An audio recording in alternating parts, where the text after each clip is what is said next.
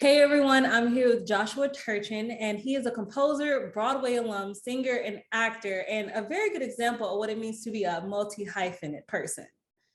Now, how are you feeling today? I'm feeling great. I'm really excited. How are you doing? I'm doing good, Valentine's Day, feeling love.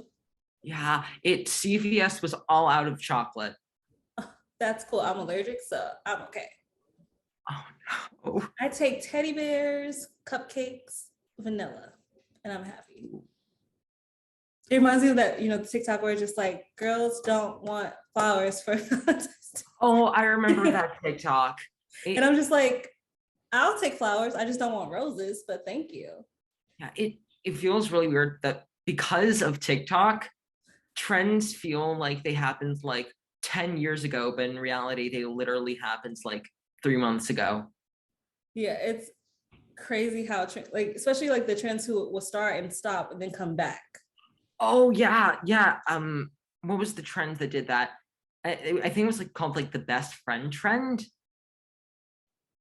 Or I remember I remember some of my mutuals did it. I forgot the name of the trend. Well, you started performing at a very young age. And do you think it was something you chose or something that chose you? I definitely feel like that was something that chose me.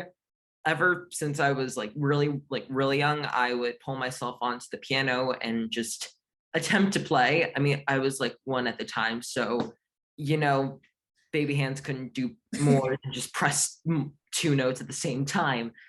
But it definitely felt like growing up, I just sort of got immersed in the theater world, accidental, most likely, and I just grew up loving it. I remember some of my first musicals that I ever saw. I would watch like Hairspray on repeat all the time, and Grease. And I grew up with like all of these like, classic musicals, and it sort of definitely had an impact on me growing up. When you started performing, did you know you wanted to do Broadway? Like automatically that was a goal? That was initially the goal, but I think I was like 5 and I turned to my parents. I say, I'm going to be on Broadway. Like, of course, like in tiny baby voice, but that was always the goal growing up. And after that, I also discovered I could compose. And then the directive sort of changed to performing on Broadway, but then also having my music performed on Broadway as well. I mean, that is a worthy goal, and we're going to get into that one a little bit later because you made your Broadway debut at 9 years old. And not many people can say that. You played Randy in A Christmas Story like musical. I need to understand, how did that feel? It was incredible. So I was on the Broadway National Tour for A Christmas Story, and it was my first professional job. So it was definitely a really weird experience. Everyone in the cast was so sweet and so kind, sort of taking me under their wing, because at the time, I didn't really know the musical world well, at least behind the scenes, that is. But being able to travel the United States on that tour was one of the most incredible experiences. Like I probably would have never gone to Denver if not for this tour. I probably wouldn't have gone to many places if not for this tour. Do you have a dream role that you want to do on Broadway? Oh, yeah, I have to say Evan Hansen. I can definitely see you doing Evan. That is definitely, I feel like, in your future. Thanks. It's such a really good show. Just the music, just the book, everything about it was so good. Who is your favorite composer of musicals? Oh, that's a really hard question. I have 3. Okay. Alan Menken, Of Stephen course. Schwartz, and Stephen Sondheim. Remind me, Stephen Schwartz. Stephen Schwartz, he wrote Wicked. Okay. He did Pippin, Godspell, like all of the, I don't know, like, yeah. That is totally cool. But speaking of TikTok, because TikTok has grown exponentially, especially during the pandemic, you created the unofficial Luca Musical. Now, what was it about Luca that you loved so much you wanted to create a musical version of the Pixar movie? So it did initially start out as a pseudo adaptation of the movie. The movie was just so beautiful. The story was just so touching and so memorable because it all really stems from, you know, that classic Hans Christian Andersen, like Little Mermaid. I felt like there were definitely like, you know, inspirations from that. Um, and it was just such a beautiful movie. And I was like just sitting there and I thought, like, my first time seeing the movie, I'm like, hey, this would make a really good musical. Um, and about a month later, I posted the first song I wrote for the project on TikTok called Marks on the Wall, and like thinking nothing of it, and it ended up blowing up. And so I kept doing some more, and eventually figured out a different plot to do for the musical, and renamed it. It's called Worlds Apart now. And I posted a couple of the songs on Spotify and Apple Music and Amazon Music, like all of the major music platforms. It has been such an incredible journey, being able to sort of start from the creation to finishing it. And remind me if I'm not correct, you're only 14, right? I'm 15. You're 15 now. But either way, let's just talk about, like, I feel like a slacker almost. Like, I feel like I should be on this same level in a way. I mean, granted, I love where I'm at now, but I also feel like I need to be doing more at the same time. No, what you're doing is so amazing. It Oh, really is. And I I love AfterBuzz TV. It is so good. well, Um, thank you. and it's because I on top of like composing and performing, I also have to juggle that with school. So one of the ways that I'm able to do that is through online school. Nice. Um, yeah, so I'm in George Washington University's online high school, and they've allowed me to really like make my own schedule because I'm able to work ahead. And now I'm going to college, which is just I'm sorry. Say that last part one more time for the people in the back. yeah. College. Yeah, I'm going to NYU next year. That is amazing. Congratulations. Thank you. I'm just still I'm still in a state of shock. I still can't believe it. Like, wow. Like, just take notes. I think this is the time for people to take notes on, like, any advice for people. Well, any advice? Yeah. Well, everyone, if you love what you do, you will never work a day in your life. That's something my parents told me a while ago, and it still rings true because when I'm writing and performing and composing, it never feels like work. It feels that just like this is something I really love to do. Like, I love that. And also, something a lot of people have loved on TikTok has been Encanto. And you've decided to take We Don't Talk About Bruno in a fun way, but also being inspired through other musical composers, from Pascal and Paul to Jonathan Larson, Lin-Manuel Miranda. I saw that one. Like, what inspired you to take that direction, to take it in that way? This was like a little while ago, and I was just sitting in a hotel room trying to figure out a TikTok to do, and I started playing We Don't Talk About Bruno on my piano, and I'm like, you know what would be funny if Pascal and Paul did this movie. So I started out playing around with different styles, and then like just to see what happens, I would start with the beginning of like an iconic song from those different composers.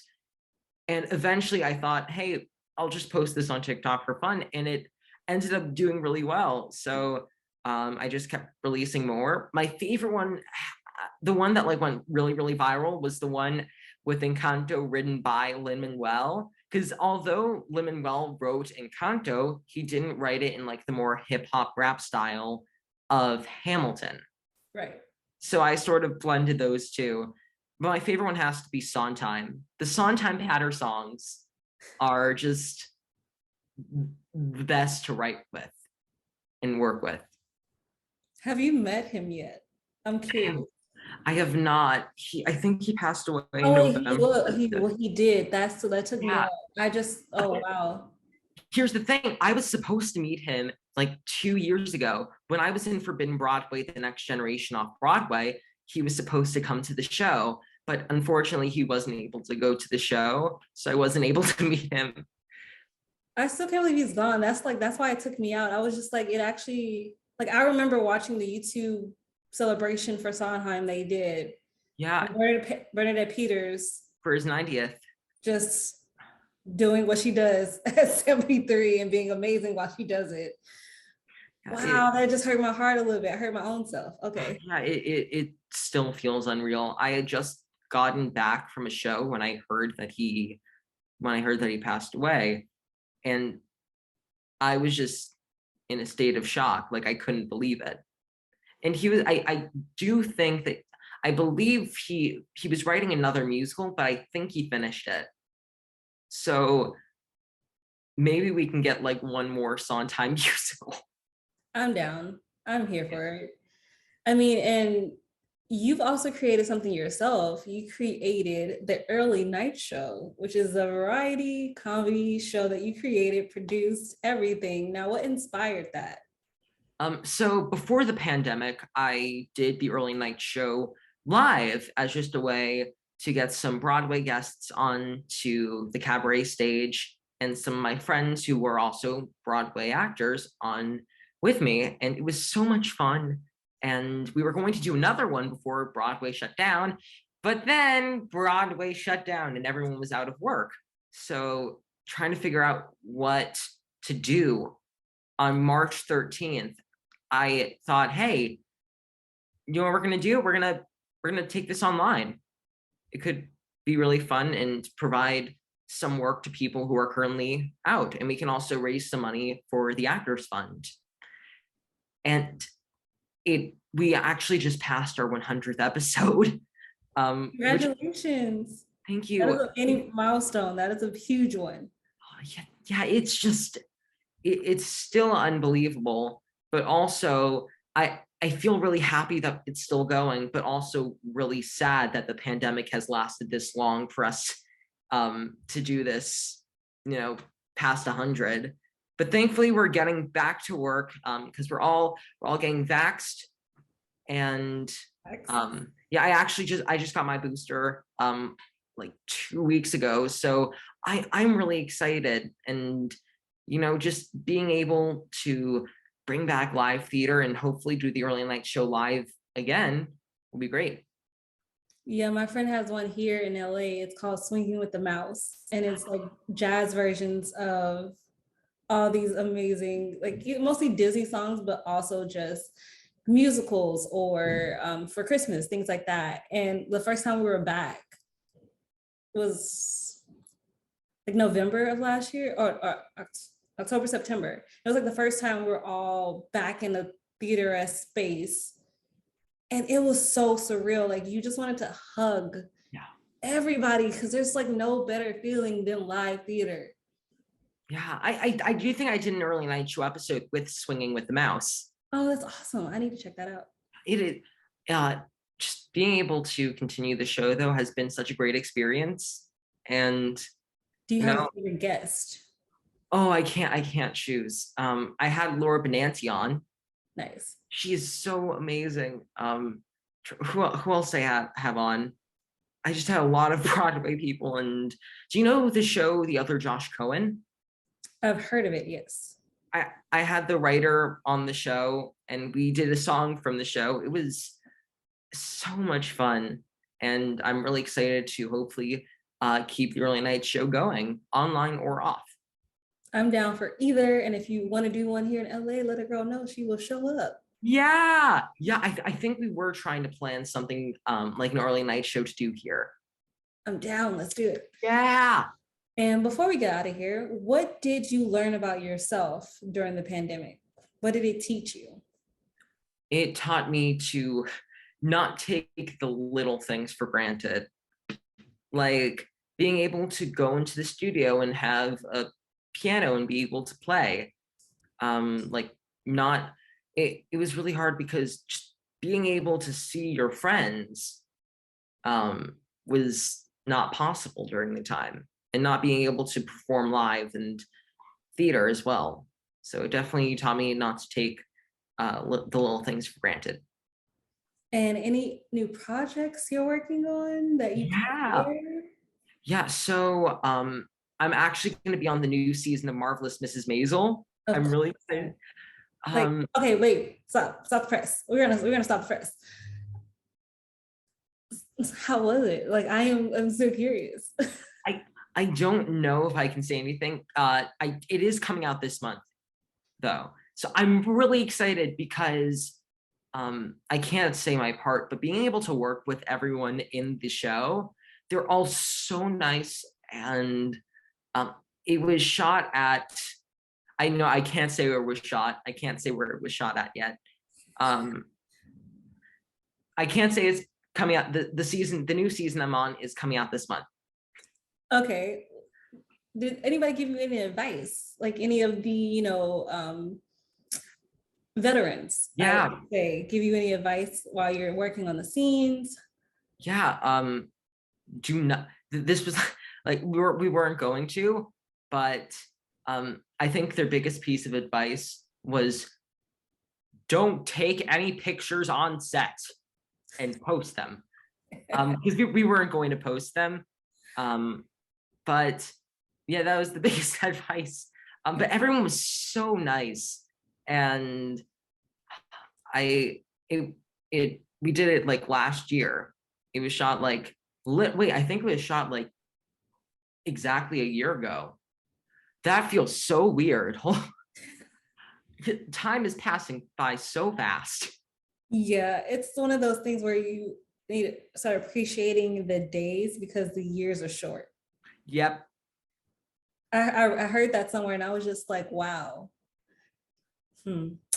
Taking stock. But guys, you need to follow Joshua Turchin on everything social media. Also, don't forget to see Worlds Apart across all music platforms, from Spotify to Apple Music, everything. Follow him. He's amazing. I cannot wait to see you in the Marvelous Mrs. Maisel this season. Thank you.